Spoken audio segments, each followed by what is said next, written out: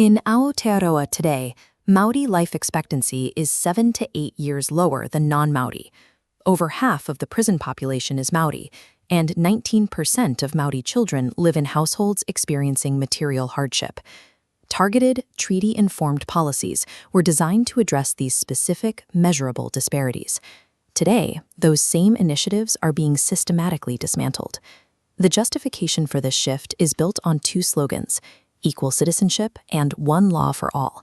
These phrases function as a polished front for the rollback of collective rights guaranteed under Te Tiriti o Waitangi. Inside the government, the political party leading this legislative agenda is New Zealand First.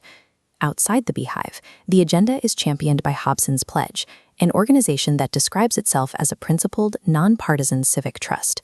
The alignment between the two is exact. The Hobson's Pledge manifesto, calling for the removal of treaty principles from law and the end of Maori representation, now serves as the blueprint for New Zealand First's legislative program. This alignment isn't just ideological. The people now sitting at the cabinet table writing these laws are the same people who, until recently, were the public faces of that lobby group. It raises a question about how a supposedly independent trust managed to install its operatives directly into the executive branch of government. The mechanism begins with a legal distinction. Hobson's Pledge is structured as a trust, not a registered political party. Because it isn't a political party, the organization raises money for advocacy, bypassing donor disclosure and spending limits applied to candidates. These untracked funds run aggressive campaigns for specific law changes, all under the label civic advocacy. For this group, non-partisan is a legal shield to avoid electoral accountability while performing the work of a political party. Casey Costello was the proof of concept for this strategy. She spent 7 years as the primary spokesperson for Hobson's Pledge. Her Māori whakapapa was frequently highlighted by the lobby to deflect charges of racism as they campaigned against Māori collective rights. In 2023, she moved from the lobby directly to cabinet. She was appointed to 5 portfolios, including Associate Health and Police. Comparing the lobby's goals with the minister's actions, Hobson's Pledge demanded removing ethnicity from health policy. Costello then oversaw the disestablishment of the Māori Health Authority. Next, coastal law. The lobby campaigned against customary title. Costello delivered legislation to extinguish it. This wasn't a career change.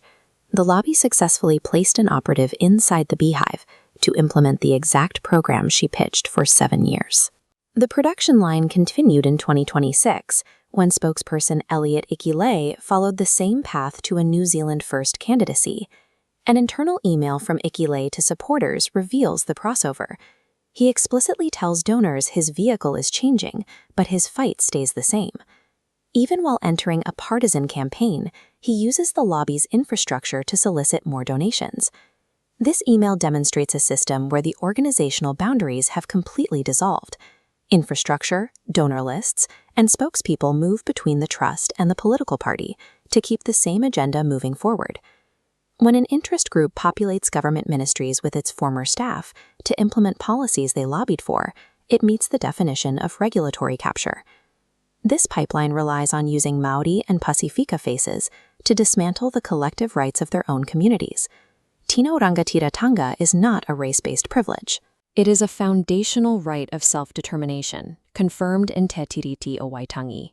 By treating these sovereign rights as mere racial preferences, the pipeline attempts to reframe the dismantling of Indigenous authority as a matter of simple fairness.